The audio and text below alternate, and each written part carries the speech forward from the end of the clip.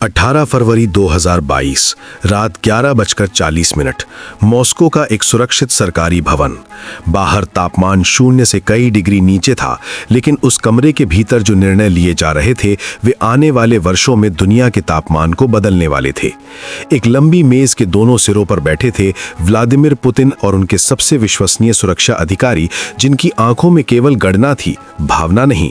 उसी समय हजारों किलोमीटर दूर नई दिल्ली में नरेंद्र मोदी अपने निवास पर एक बंद कमरे में बैठे थे, जहां केवल कुछ चुनिंदा चेहरे मौजूद थे, जिनमें सबसे महत्वपूर्ण नाम था अजीत डोभाल।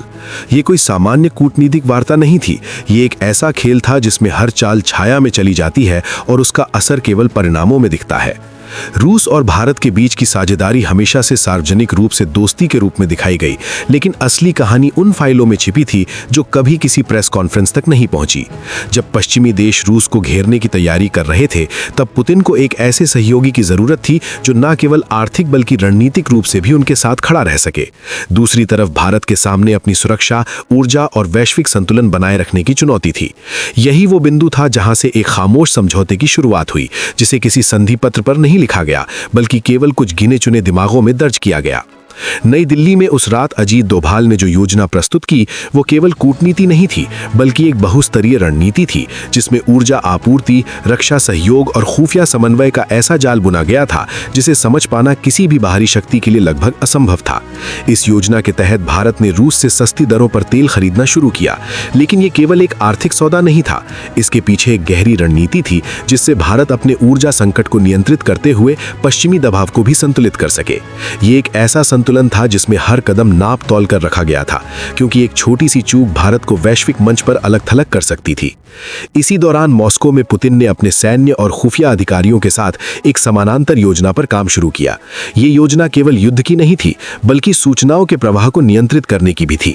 रूस जानता था कि आधुनिक युद्ध केवल हथियारों से नहीं, बल्कि सूचनाओं से भी लड़ा जाता है। इसलिए एक ऐसी प्रणाली बनाई गई जिसमें भारत और रूस के बीच खुफिया जानकारी का आदान प्रदान और भी गहरा हो गया। ये वो स्तर था जहां दोनों देशों के एजेंट एक दूसरे के नेटवर्क को समझने लगे और एक अदृश्य गठबंधन का निर्माण होने लगा। लेकिन इस कहानी का सबसे खतरनाक हिस्सा वो था जो कभी सामने नहीं आया। भारत के कुछ गुप्त एजेंटों को उन क्षेत्रों में भेजा गया जहां रूसी हित सीधे प्रभावित हो रहे थे। ये एजेंट न तो किसी झंडे के तहत काम कर रहे थे और न ही किसी आधिकारिक पहचान के साथ। उनका अस्तित्व केवल कुछ फाइलों में दर्ज था और उनका मिशन इतना संवेदनशील था कि यदि वे पकड़े जाते तो कोई भी देश उन्हें अपना मानने से इनकार कर सकता था। यही वो बिंदु था जहां यह साझेदारी केवल कूटनीति से आगे बढ़कर एक छाया युद्ध में बदल गई। समय के साथ ही गठबंधन और मजबूत होता गया, लेकिन इसके साथ ही खतरे भी बढ़ते गए। पश्चिमी देशों ने भारत पर दबाव डालना शुरू किया, आर्थिक प्रतिबंधों की चेतावनियां दी गईं और वैश्विक मंच पर भारत की स्थिति को चुनौती दी गई। लेकिन हर बार भारत ने एक संतुलित कदम उठाया, जिससे न तो वो पूरी तरह से रूस के पक्ष में दिखे और न ही पश्चिम के खिलाफ। ये एक ऐसा खेल था जिसमें हर चाल के पीछे कई परतें थीं और हर निर्णय का असर दूर तक जाता था।